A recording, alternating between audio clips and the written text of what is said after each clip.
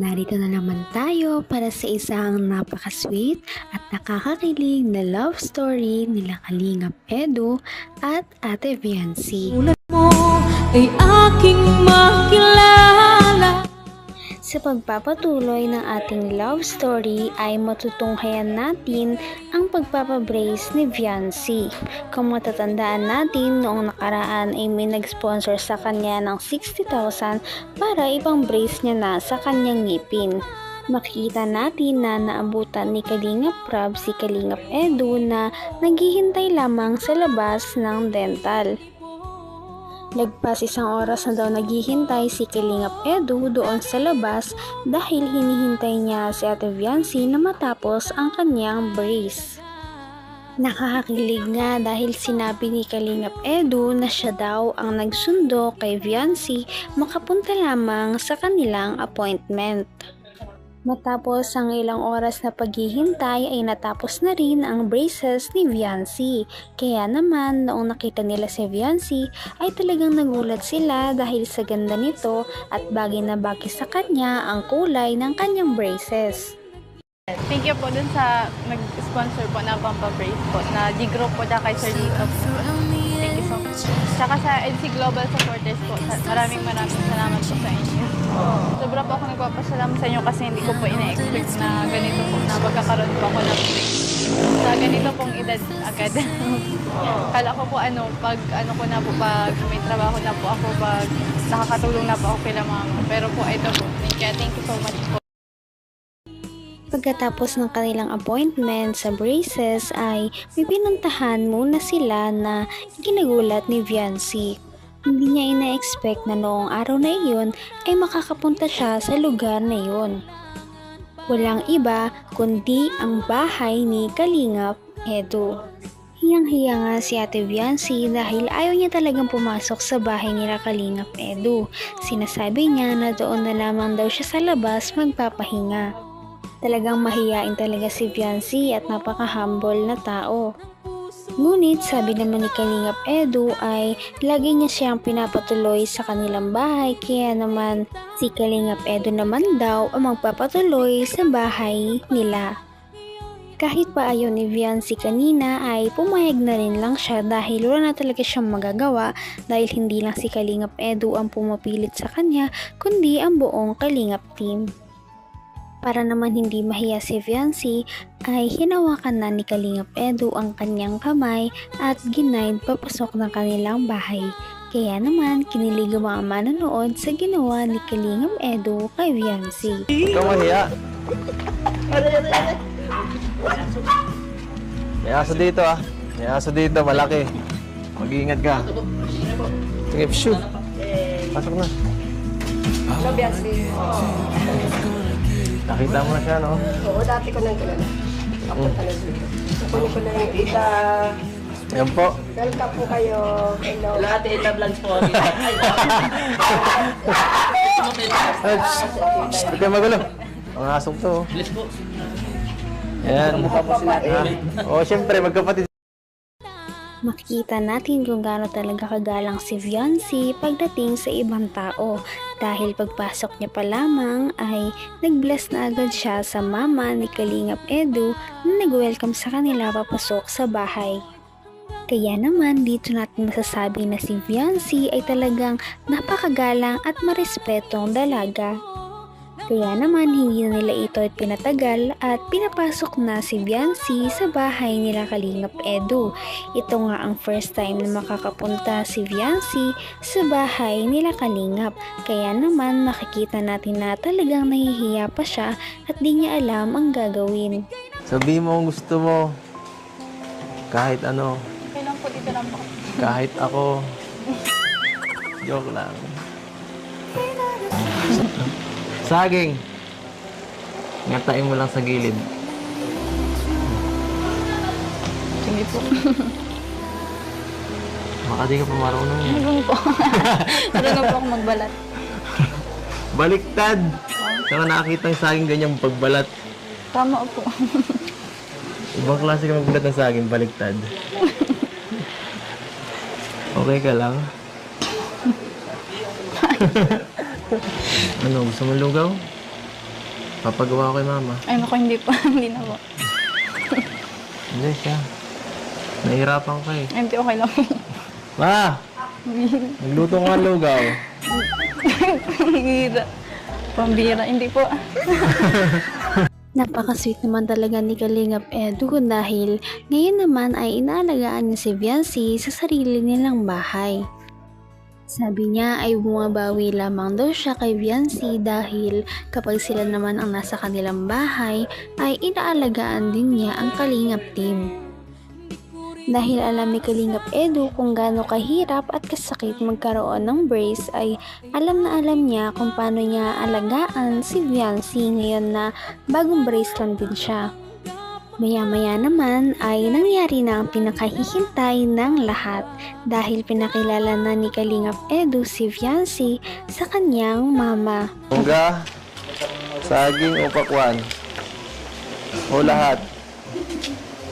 Wala po. Ha? Wala? Bakit wala? Ano favorite mo bukas? Yan, steak. Ano favorite mo bukas? Ano yung blend? Pinoon po. Fredo, Ha? sa akin po apple. Anong apple? Ito po, Wala namang sakit ang ngipin mo. Oo. meron din po eh. Okay lang yan. Nahirapan po ako lumunok eh. Wala ko. Opo. Para kay Viancy ito at di siya makakain. Ay, para kay ate. So sweet naman. Sweet naman Kuya Ido ko. Yan. Diba siya? Hati na lang tayo. Ay, So yan. ikaw ang pag-ibig na binigay. Sige, para sa'yo lang yan. Tayo ito. Ha? Talaga namang napaka-effort ni Kalingap Edu sa pag-aalaga kay Viancy dahil alam niya na masakit nguyain ang saging kaya naman pinag-blender niya si Viancy ng iba't ibang prutas dahil alam niya na hindi pa kumakain si Viancy simula umaga. Makikita rin natin kung gaano ka-approve ang nanay ni Kalingap Edu kay Viancy dahil sino ba namang hindi a-approve sa kanya kung ganyan siya kabait, kahumble at kasipag dahil alam din nila na nanonood ng vlog ang nanay ni Kalingap Edu sa kanilang serye. Kaya naman kilala ng mama ni Kalingap Edu si Viancy at ang kanyang mga ugali. Talaga namang kahit nandyan ang mama ni Kalingap Edu ay hindi talaga siya nahihiya na ipakita kay Viancy kung gaano ka-special ang dalaga para sa kanya.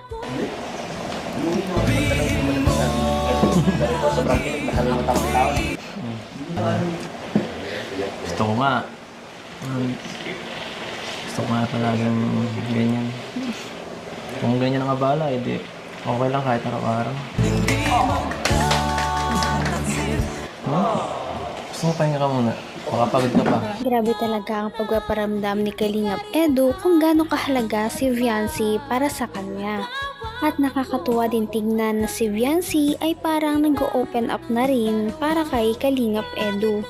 Ngunit maya-maya ay nagulat na lang ang Kalingap team dahil nung tapos na silang kumain ay bigla na lamang naghuga si Viancy ng plato. Kaya naman agad-agad siyang pinigilan ng mama ni Kalingap Edu dahil mapapagod lamang siya. Ngunit dito natin makikita kung gaano talaga kagalang si Viancy kapag nasa ibang bahay siya. Meron talaga siyang manners kahit saan siya magpunta. Kaya naman humahanga talaga ang viewers at kanyang mga supporters. Bukas na sa plato. Nagugas ka plato. Mangilaw ka na kamay. Sige.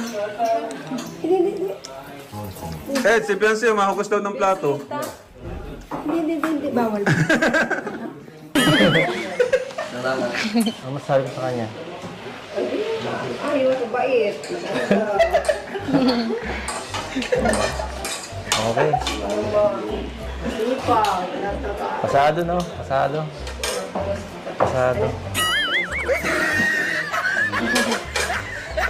Okay. Mukhang pasado eh.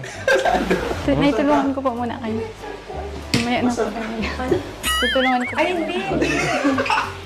Sabi niya bahala. Halika na mo ganun. Hindi. May ba't hindi mo naman. Halika na. Mamaya. Sa sobrang bait at sipag nga ni Ate Viancy ay wala na talagang masasabi sa kanya ang mama ni Kalingap Edu. Maya-maya ay napilit din nila si Viancy na magpahinga na lamang. Kaya naman, cue na iyon para ipasok ni Kalingap Edu ang kanyang surprise para kay Viancy dahil iyon pala ay kanilang araw ng monthsary. Napakadaming binigay ni Kalingap Edu na flowers para kay Viancy at nagpaabot din ang kanyang mga supporters ng mga cake. Anong tingin yan? Flowers for you. Ano po meron? Anong meron? Sakit naman nun. Happy 3rd monthsary. Hindi mo alam. Grabe. Remote mo na agad.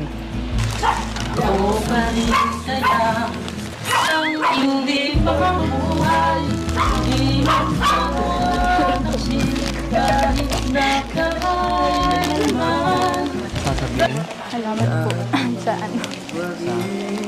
Salamat po. Sana po hindi po kayo magsawa. Magsawa saan? Paano kung magsasawa? Hindi mangyayari. Grabe talaga ang kilig na dala ng Viancy at Edu na tambalan. Kaya naman marami talaga ang sumusuport sa kanila at hindi nagsasawa na magpadala ng kung ano-anong mga regalo. Makikita rin natin ang pagbabago simula nung una silang nagkita hanggang ngayon.